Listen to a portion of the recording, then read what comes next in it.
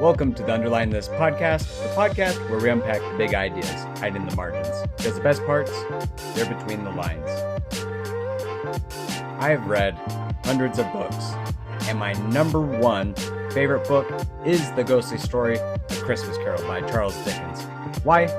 It's a story of redemption, reflection, and kindness towards your fellow man.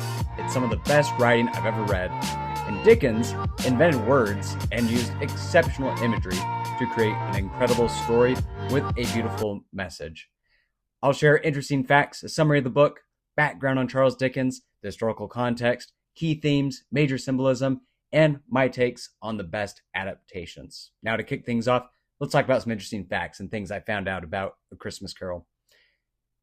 Dickens wrote A Christmas Carol in 6 weeks in late 1843, just before Christmas, on December 19th, which was perfectly timed for the Christmas season. It was self-financed in order to maintain creative control, which meant he made very little profit from the first edition, despite its popularity. Now, can you imagine the royalties today from all the different adaptations, the plays, the audiobooks, the illustrated versions of his story, and the movies? Anyway, Dickens was deeply affected by child labor, poverty, and workhouses in Victorian England, and you can see this and how it influenced his writing in characters like Tiny Tim, who symbolizes the vulnerable poor, especially children harmed by the industrial era neglect. And an interesting thing about A Christmas Carol is that it helped revive Christmas as a season focused on charity, generosity, family, and goodwill, not just religious observance. And regarding the writing itself, the book is divided into staves, not chapters. Now, that is a musical term, which reinforces the story's rhythm and moral harmony. And we're familiar with the story's four spirits, one lesson. Now, each ghost teaches Scrooge a different perspective on time, responsibility, and empathy. And it is a ghost story by design, which I think is very interesting. And Dickens intentionally framed it to be a supernatural tale in order to keep readers engaged while delivering moral lessons. Scrooge also became a word, and the name entered the English language as a synonym for miser. Now, A Christmas Carol has also been endlessly adapted, and it is one of today's most adapted works in literature, with hundreds of stage, film, radio, and TV versions. It's still culturally relevant, and there are themes of accountability, compassion, and redemption that remain timeless. Now for the summary. Charles Dickens' A Christmas Carol follows Ebenezer Scrooge, a squeezing, wrenching, grasping, scraping, clutching, covetous old sinner, a man described to be as solitary as an oyster and hard and sharp as flint. He's cold-hearted, he's a miserly businessman who despises Christmas, generosity, and emotional connection. On Christmas Eve, Scrooge is visited by the ghost of his dead business partner, Jacob Marley, who warns him that his soul is headed for eternal misery unless he changes. These three spirits arrive through the night to help teach Scrooge how to change. The ghost of Christmas past takes Scrooge back to formative moments, showing him his lonely childhood, the joy of his youth, and the mistakes that hardened his heart. The next ghost is the ghost of Christmas present, who reveals the world as it is now. He shows him families celebrating with warmth and love, including the humble but spirited Cratchits and Scrooge's good-hearted clerk, Bob. And the final ghost, the ghost of Christmas yet to come, shows a bleak future, an unmourned Scrooge replaced and forgotten, and the death of Tiny Tim, which is Scrooge's own coldness helped cause. Terrified and transformed, an enlightened Scrooge wakes up on Christmas morning after being visited by the four spirits, including Jacob Marley, with a renewed soul. He embraces generosity, reconnects with family, and becomes as good a friend, as good a master, and as good a man as a good old city knew. This is the ultimate redemption story, but more importantly, it's Dickens' manifesto on moral responsibility. I'll also just mention that in the last episode that I did, I talked about the hero's journey, and it's interesting to see how that applies into A Christmas Story as well with Scrooge. So enough said, I won't go down that hole, but just wanted to reference it. I'd like to talk about Charles Dickens, give a little background on his history and his why for writing A Christmas Story. Charles Dickens was born in 1812 and died in 1870. He is one of the most influential novelists of the Victorian era and remains among the most widely read readers in English literature. He was born in Portsmouth, England, and grew up amid financial instability. When his father was imprisoned for debt, 12-year-old Dickens worked in a blacking factory, an experience that left a deep mark on his views of poverty, child labor, and social injustice. He was largely self-educated and developed a sharp eye for character and an ear for everyday speech. And Dickens rose to fame through serialized fiction. His novels were published in monthly or weekly installments, making him a common household name. He blended vivid storytelling, humor, and pathos with social critique, helping to spotlight abuses in workhouses, factories, debtors' prisons, and schools. He was a gifted performer and actually gave public readings that drew enormous crowds, and he's written books such as The Pickwick Papers, Oliver Twist, David Copperfield, Bleak House, A Tale of Two Cities, Great Expectations, and A Christmas Carol. And when reading these different books, you'll find that there are common themes and style found, such as social reform, empathy, moral growth, and redemption. And his writings have also included rich descriptions of Victorian London and its juxtapositions between the wealthy and less privileged. When Dickens wrote A Christmas Carol in 1843, Britain was experiencing the social and economic upheavals of the Industrial Revolution, widespread poverty, child labor, and social inequality. Dickens combined his personal experiences and societal observations with evolving Christmas traditions to craft a story that was both a festive tale and a moral commentary on Victorian society. Now, the novel's themes of charity, empathy, and redemption directly respond to the social conditions of that time.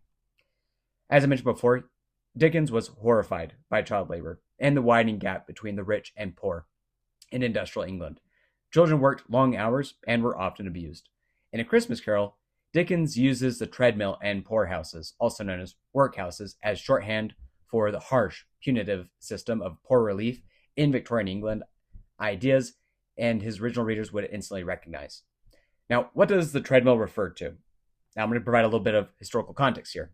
When Scrooge says the poor can go to the treadmill and the poor law, he is referring to a real form of punishment and forced labor used in prisons and workhouses in the early mid-19th century. Now, the treadmill, also called the treadwheel, is a large rotating wheel with steps, turned by people continuously walking upward. So prisoners or workhouse inmates would walk for hours a day, often in silence. Sometimes it powered machinery, like grinding grain, but often it was really deliberately just pointless labor. And the goal was deterrence and more of a punishment, not productivity. Now, if you've ever done the Stairmaster at the gym, that's basically what it was. But you're surrounded by stinky people, and you're also shackled. You're not allowed to talk. You don't have any entertainment. And you have to remember that it was also with 1800s technology.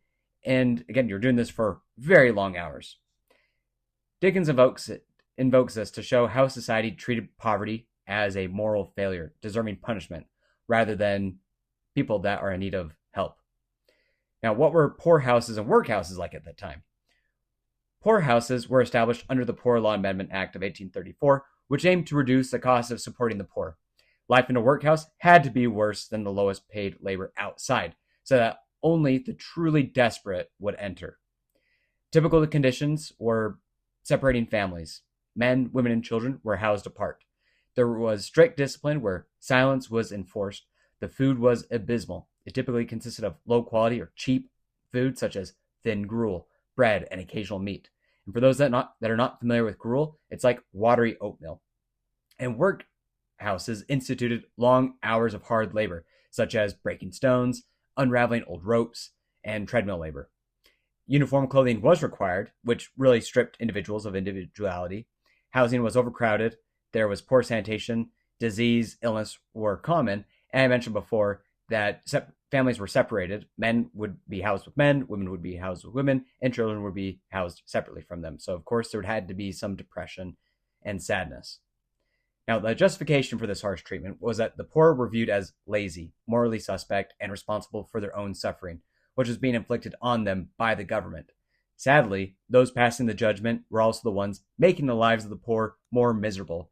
So instead of trying to empower and enable and uplift people, it was actually more focused on pressing them down. And Charles Dickens captures this attitude in Scrooge's early belief that poverty is the poor's own fault. By the end of the story, Scrooge's transformation represents a rejection of punishment-based charity and a call for human compassion and social responsibility. Dickens wrote A Christmas Carol quickly. Earlier I mentioned 6 weeks, and as an emotional and moral appeal to the public. It was published on December 19th, and by Christmas Eve, it was sold out.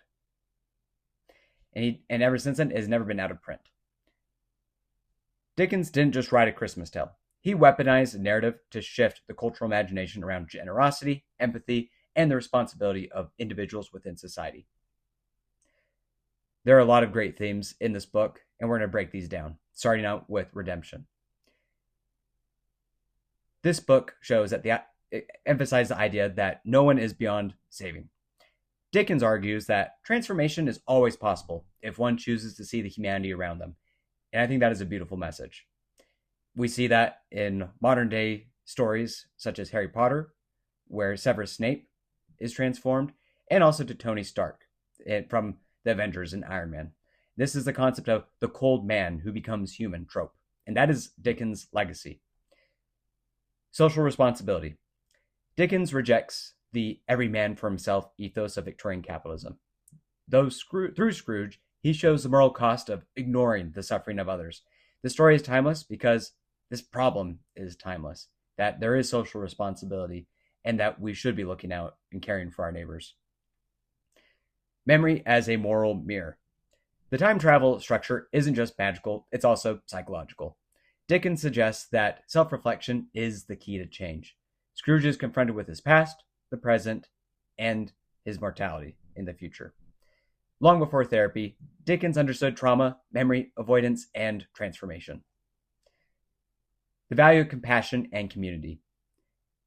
The Cratchits represent joy through simplicity, love, family, shared hardship. They are Dickens' argument that wealth doesn't always equal worth. There's a lot of benefits that come from having a community. Imagine a member of a community is a stick. And if you are pressed and you have the hardships of life hit you, it's easy for that twig or that stick to snap. Now, when you have a bundle of sticks that all come together, it makes it much harder for just one stick to break when it's got the force of many sticks together. I'm butchering that metaphor, but where I'm going with this is that one individual going through life on their own is going to break. Now, someone with the back of a family, friends, a church, a community, an organization is going to be able to lift the burdens of life and not break under that pressure. And that is the value of having a strong community, having relationships, and having a family. The consequences of isolation. Scrooge's loneliness is self-inflicted, but also tragic. The story is a warning about what happens when ambition and self-protection erase connection. Maybe this is a warning to our more and more less connected society today. We're seeing people retreat to their homes behind a screen, and we see images of the real world rather than experiencing it for ourselves in 4K with real air and real sunlight and real mountains and real nature. And shutting ourselves up and cutting ourselves off from having connections is just unhealthy. It also numbs the soul. Scrooges of Victorian England are probably like our internet trolls of today. Again, isolation isn't natural. It isn't healthy, and it isn't human. Now we're going to talk about major symbolism, starting out with Jacob Marley. Marley represents the doom that Scrooge will face if he doesn't change. They were business partners and close friends. Scrooge has a lot of respect for his former business partner and sees himself in Marley. And the lack of self-awareness for Scrooge's situation is shown when Scrooge, quote, doubts his senses when he sees Marley's overburdened ghost. And a question I like to ask is, why does Marley's ghost tease Scrooge? And what I'm referring to as tease, I'm referring to when Scrooge first gets to his home at night, the door knocker changes to Marley's face. When he enters his home, he sees a hearse passing through. And then when he sits down to eat his meal, which is cold gruel, before going to bed, he has a fireplace mantle that has art depicting different scenes from the Bible, and all the faces slowly begin to morph into Marley's. Now, why does this happen? I always kind of saw this and thought, man, maybe Marley is just a jerk. But I think the reason why he does this is that he's trying to show Scrooge that this isn't his senses. I mean, this isn't a sickness or anything. This is very real. And I believe this is Marley trying to get his attention before he appears and delivers his final message. And also, for some reason, when things happen in threes, it just happens to be more powerful. There's 3 instances where Marley gives a warning shot to Scrooge before his final appearance, where he is there, he's front and center, and he's communicating directly to Scrooge's face. And when he does appear to Scrooge, he's got a burial handkerchief that was used to keep his mouth from propping open, and it's around his head below his chin. And he's also weighed down with chains that have money boxes and padlocks attached to them. And when Scrooge asks Marley about the chains, Marley says, "I wear the chain I forged in life. I made it link by link and yard by yard. I girded it on of my own free will, and of my own free will I will wear it. Or I wore it." These chains symbolize the weight of selfishness and every act of greed. Because Marley and Scrooge are so similar, Scrooge's future will be the same as Marley if nothing changes. And that's that big connection that is made when Marley appears before Scrooge in his current state. Next, let's talk about the 3 spirits, 4 counting Marley. Each spirit represents a psychological layer for Scrooge to unpeel. With Marley, Scrooge is faced with 2 options: a road to redemption or a road to hell. The Ghost of Christmas Past is an ethereal and ageless specter that moves fluidly while carrying a light with a large candle extinguisher. This image represents the past because the past is either illuminating or enlightening, or it's something that is suppressed, thus the flame as well as the large candle extinguisher. And the ghost offers both. This ghost teaches Scrooge to learn from past mistakes, the value of kindness and relationships. Together, Scrooge and the ghost confront roots and wounds from Scrooge's past. These include his early days of isolation at boarding school, his first apprenticeship, where he has a very supportive and fun boss, and the chance to have a family with a woman he loves, but he misses it. And a pivotal moment is when Belle, the woman who he could have started a family with, places her wedding ring on a scale and compares it to the weight of money by dropping a few coins on the other end of the scale. And this represents that moment when Scrooge has chosen his love for money over love for a woman. The Ghost of Christmas Present. This ghost appears to Scrooge as a jolly and empathetic giant, surrounded by delicious foods and a torch that has liquid that he sprinkles to bring happiness to people passing by. Why this imagery? The Ghost of Christmas Present is showing the abundance and joy that comes from generosity. They visit people celebrating Christmas in a variety of scenarios, which to me is to teach Scrooge that happiness isn't rooted in wealth. To emphasize this lesson, they also visit people very close to Scrooge, which isn't many. There's not a lot of people in his orbit. They visit Scrooge's nephew at his Christmas party and the Cratchits' family dinner. Before departing, the ghost reveals 2 nasty children or creatures, which represent ignorance and want. Now, why is this significant to the story? Ignorance and want are the dangerous and toxic fusion that warped Scrooge and other men like him. And that is their ignorance to what they want to do with the money that they accumulate. Next, we have the Ghost of Christmas Yet to Come. This ghost is cloaked, mysterious, and faceless. And this spirit teaches there is a point of no return if Scrooge delays to act now. He forces Scrooge to realize the future consequences of his actions, but more importantly, his mortality. Scrooge at this point realizes that there's an afterlife. It has consequences, and if he doesn't change now, he will end up doomed like his former partner. And just to add more insult to injury, Scrooge also hears former business associates talking ill about him, about how they don't want to go to his funeral unless, quote, lunch is provided. Scrooge also sees a very low thrift store, I guess that's probably the best way to describe it, where he sees things that are, he sees his things being sold, and he's so in denial that he doesn't realize that those are his belongings, but they're just similar.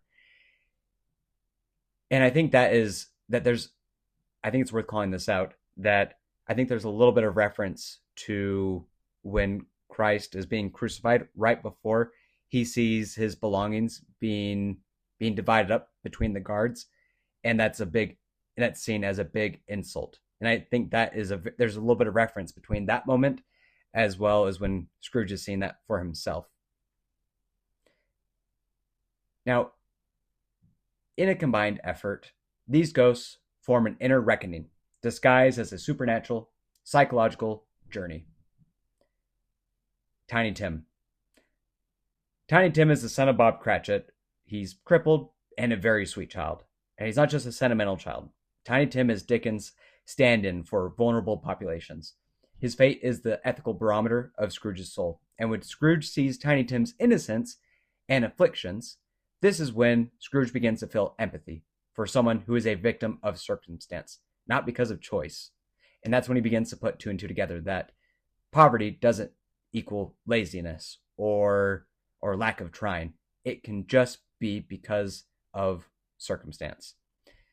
Now, recently I reviewed Philip K. Dick's Do Androids Dream of Electric Sheep, and one of the themes of the book is that empathy is what makes us human. And the way that they test robots and humans to see who's human and who's not is through a test called the Voight-Kampff test, which consists of questions revolving around hypothetical scenarios where the test taker's empathy is being measured. For Scrooge, determining whether or not he should help Tiny Tim is Charles Dickens' Victorian version of the Voight-Kampff test. And the good news is, he passes. The last symbol here, and that is Christmas. Dickens uses Christmas as a cultural reset button. This is a time where people become more Christian. And at the time, Christmas was fading in England, and Dickens helped revive it as a season of generosity and reflection. Thanks to Dickens, Christmas has become a time where kindness, generosity, and family are core values for celebrating the holiday. I'd like to talk about some of my favorite adaptations, both in movies as well as in audiobooks. So most adaptations you'll find stay pretty faithful, but a few differences stand out. The original text is typically much darker than most films allow. For example, The Christmas of Yet to Come is more terrifying, and the Cratchit's poverty is bleaker. Now, Scrooge's potential death is brutal and lonely. And Dickens wasn't writing a cozy Christmas story. He was writing a moral horror wrapped in Christmas packaging. And Dickens, you'll find in his books, is very witty, sarcastic, and has a Victorian sense of dark humor that films often lose due to some of the linguistic sparkle. For example, when he talks about any man that goes around with "Merry Christmas" on his lips should be buried, or should be boiled in his own pudding and have a stake of holly stabbed through his heart. That's pretty dark, but a little bit of humor in that. It's clever. And so you'll find that there's a terror spectrum when watching the different adaptations of A Christmas Carol, and every version adds a little spookiness, but some add a lot more. And keep that in mind as we go through these. And here are some of the best adaptations that are worth mentioning. There's the 1938 A Christmas Carol starring Reginald Owen, which is kind of considered an early Hollywood classic. It's a lot softer and more sentimental. It shows a more sentimental Scrooge. There's the 1951 Scrooge starring Alistair Sim, and is often considered the definitive edition. It's dark, faithful, emotionally powerful, and it's very dramatic. As a kid, I remember seeing Marley's ghost appear as a mournful ghost that's trying with every fiber of his spirit to warn Scrooge. Because I remember watching this and just, blown away by the acting. Then there's the 1970s Scrooge musical starring Albert Finney, which has some really impressive musical numbers and has songs like Thank You Very Much or I Like Life, which are very iconic. I recommend looking them up on YouTube. And you actually get to see Scrooge go to hell, where he's presented with his chains by Lucifer's devil. And this is a fun watch because of the music, the acting, and the different medium for presenting this story. In the 1984 version of A Christmas Carol starring George C. Scott, this is a grittier, stern interpretation. The music is similar to The Shining, where you've got a choir and a stringed orchestra making ghostly, creepy noises. The lighting is darker, everything looks freezing, and Tiny Tim looks like a skeleton. And George C. Scott, in my opinion, plays the best Scrooge. Overall, this adaptation is the most accurate in my opinion, and it captures emotional elements in the book and balances the terror and the Christmas warmth in it. 1988 Scrooge, starring Bill Murray. This is a modern corporate satire. It keeps Dickens' moral arc, but in 1980s America. It's funny, it's worth watching, and I love the modern comedic interpretation featuring Bill Murray. Now, this is my personal favorite, and number one is The Muppet Christmas Carol, starring Michael Caine. It's surprisingly faithful to the book, and it's widely loved by critics and Dickens scholars alike. And again, this is the winner for me, because it's a heartwarming performance, there's great music, fun comedy, and it's watchable by all ages. I remember recommending this movie on a social media page for a local brewery, cinema in Salt Lake City, and there was a lot of support to show this when they're asking, what should we show in December? So the brewery ended up showing Muppet's Christmas Carol, based on my recommendation. That's my claim to fame. And we watched it on a Sunday morning. And maybe the audience was buzzed, but when the scene came up showing Tiny Tim's crutch in the corner, indicating that he had died, most of the theater began sniffling and crying. 2009, A Christmas Carol, starring Jim Carrey. This is the motion capture animation. This is visually darker and closer to the original Ghost Story tone. This was at the peak of the 3D movies that were coming out, and I felt like too much of the plot tried to find ways to make the film more of like a 3D experience.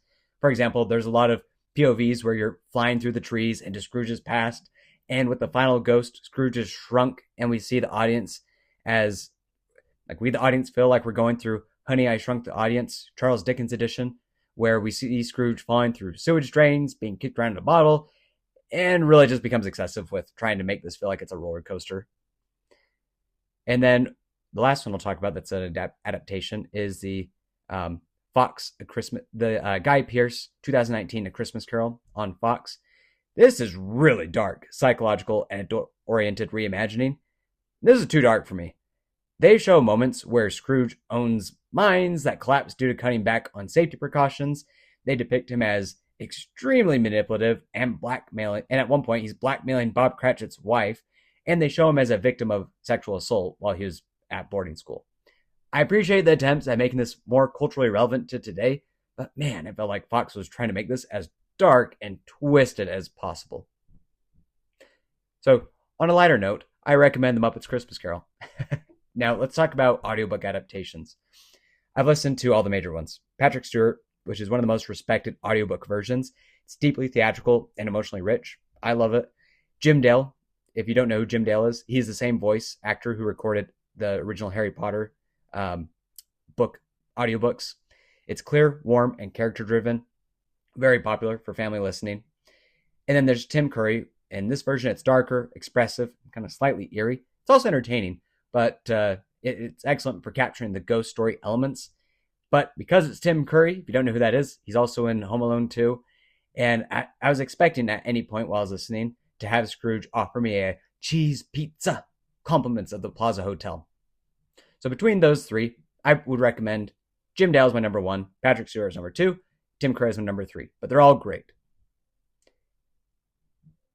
To conclude this episode, I want to say from the bottom of my heart that the world is a more compassionate, empathetic, and culturally rich place thanks to Charles Dickens writing A Christmas Carol. I love this book. I read it every year. I've read different adaptations. I've watched the different movies because it just makes me feel like I want to be a better person. And I'll leave you with a final thought. Scrooge has been saved from a tragic demise, although we don't know if Scrooge is given more years to live.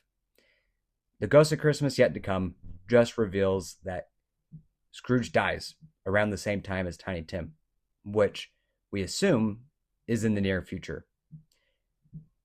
If Scrooge was quickly approaching death, it's a powerful thought to think that Scrooge used his limited time on Earth selflessly to save Tiny Tim, give back a lifetime of unused wealth to unburden the poor, and spend time with his estranged family that never gave up on him. And by the end of the story, he is someone who has taken the message of Christmas to his core. And on the last page, it says, "And it was always said of him that he knew how to keep Christmas well, if any man alive possess the knowledge. May that truly be said of us and all of us. And so, as Tiny Tim observed, God bless us, every one. Thank you very much, everyone, for listening, and Merry Christmas to you and your loved ones from the Underline This podcast. Please give us a follow on social media and YouTube, and we'll see you next year. Thank you very much, everyone. Bye-bye.